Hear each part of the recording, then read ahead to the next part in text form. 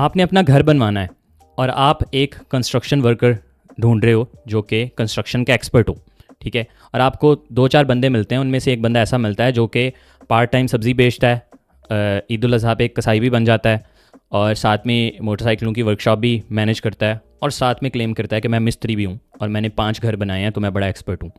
तो क्या आप ऐसे बंदे से अपना घर बनवाएंगे? क्या आप उसे पैसे देंगे कि ये लो, ये पैसे लो और जो मेरी ज़िंदगी की सारी कमाई है इसको तबाह कर दो, ज़ाया कर दो, जैसा मर्ज़ी घर बना के दे दो? आप बिल्कुल भी नहीं उससे घर बनवाएंगे। आप कहेंगे यार मुझे ऐसा बंदा चाहिए जो घर बनाने में एक्सपर्ट हो, जिसका ये पहला प्रोजेक्ट ना हो, जिसने पहले इसका एक्सपीरियंस रखता हो वो, ठीक है।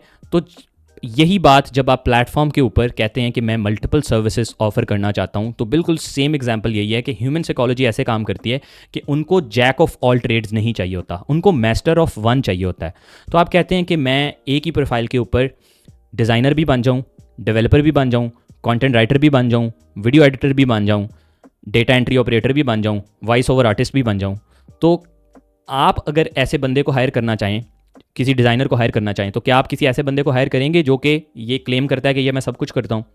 आप बिल्कुल भी नहीं हायर करेंगे। आप कहेंगे कि यार मुझे वो बंदा दो जो डिज़ाइन में एक्सपर्ट है, ठीक है। या आपने लोगो बनवाना है तो आप ऐसे बंदे के पास जाएंगे जो लोगो डिज़ाइन में एक्सपर्ट है।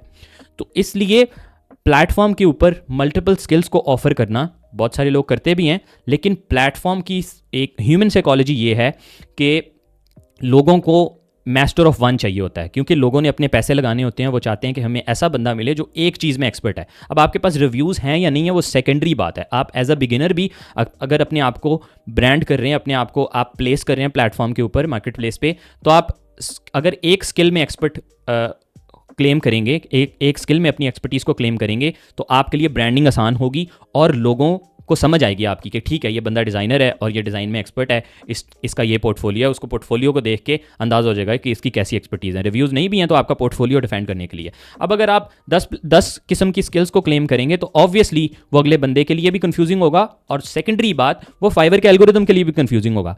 फाइवर आप जब पहली गिग बनाएंगे तो फाइवर आपने डिज़ाइन की गिग बनाई, फाइवर कहेगा अच्छा ठीक है, फाइवर का एल्गोरिदम कहेगा कि ये डिज़ाइनर आया हमारे प्लेटफॉर्म के ऊपर, और वो आहिस्ता आहिस्ता आपकी प्रोफाइलिंग एज अ डिज़ाइनर करना शुरू कर देगा। अब आप सेकंड गिग बनाई, आपने वो भी डिज़ाइन की बना दी, थर्ड गिग आपने आके वॉइस ओवर आर्टिस्ट की बना दी। अब एल्गोरिदम कंफ्यूज हो जाएगा। इंसान तो चलो समझदार है, इंसान तो समझ सकते हैं कि एक बंदे की मल्टीपल स्किल्स हो सकती हैं। एल्गोरिदम कहेगा कि यार ये बंदा क्या करता है, ये डिज़ाइनर भी है और ये अचानक से वॉइस ओवर आर्टिस्ट भी बन गया। फिर आपने एक और गिग लॉन्च की, उसमें आपने कह दिया कि आप डेटा एंट्री का काम करेंगे। आपने एक और गिग लॉन्च की, उसमें आपने कह दिया जी कि मैं वीडियो एडिटिंग का काम करूंगा। अब प्लेटफॉर्म मजीद कंफ्यूज होता रहेगा, एल्गोरिदम मजीद कंफ्यूज होता रहेगा कि ये बंदा क्या करना चाह रहा है, ये सारी स्किल्स एक ही प्रोफाइल के ऊपर क्यों लिस्ट कर रहा है। तो आपने अगर एक प्लेटफॉर्म पे सक्सेस हासिल करनी है तो आपको एक इंडस्ट्री का एक्सपर्ट होना है। जैसा कि मैं डिज़ाइन की सर्विसेज देता हूं, तो मैं डिज़ाइन के अंदर branding, logo design, presentation design, इसी तरह इन्फोग्राफिक्स डिज़ाइन, इलस्ट्रेशन डिज़ाइन, तो मैं डिज़ाइन की ही सारी सर्विसेज देता हूँ। मैंने पास्ट में ये करके देखा हुआ है कि मल्टीपल सर्विसेज आप देते हैं तो प्लेटफॉर्म किस तरह से कंफ्यूज होता है आपकी प्रोफाइलिंग पे और आपकी रैंकिंग ख़राब होना शुरू हो जाती है। आपने देखा होगा कि कुछ टॉप रेटेड लोग ऐसे होते हैं जो कि मल्टीपल सर्विसेज दे रहे होते हैं। टॉप रेटेड पे जाके प्लेटफॉर्म की प्रोफाइलिंग डिफरेंट तरीके से होती है। लेवल 1 के लिए, बिगिनर के लिए, लेवल 2 के लिए प्रोफाइलिंग डिफरेंट तरीके से होती है। उसको मल्टीपल स्किल्स को मर्ज नहीं करना चाहिए। हो सकता है 1-2 बंदों के लिए चल जाए ये सिस्टम कि मर्ज करने से उसको दोनों गिग्स पे, तीनों गिग्स पे काम आना शुरू हो जाए, लेकिन 99% ऑफ द सिनेरियोज में अगर आप एक स्किल के या एक इंडस्ट्री के एक्सपर्ट हैं तो ही आपके सक्सेस के चांसेस ज़्यादा हैं। और अगर आप मल्टीपल चीज़ों को क्लेम कर रहे हैं तो ह्यूमन साइकोलॉजी भी यही कहेगी और एल्गोरिदम भी यही कहेगा कि this guy is jack of all trades and master of none, and that is not very good place to be, ठीक है। तो आपको एक चीज़ में एक्सपर्टीज़ को क्लेम करना चाहिए। एक चीज़ के अंदर अगर आप एक्सपर्ट होंगे, वही मिस्त्री वाली एग्जांपल कि आप घर बनाते हैं, तो आपको हायर करने में मुझे सेकंड थॉट नहीं सोचना नहीं पड़ेगा कि हाँ ये बंदा घर बनाता है तो ये मेरे पैसे नहीं डुबोएगा। इसी तरह क्लाइंट कहेगा कि हाँ ये डिज़ाइन का एक्सपर्ट है तो ये मेरा डिज़ाइन अच्छा बना के ही देगा।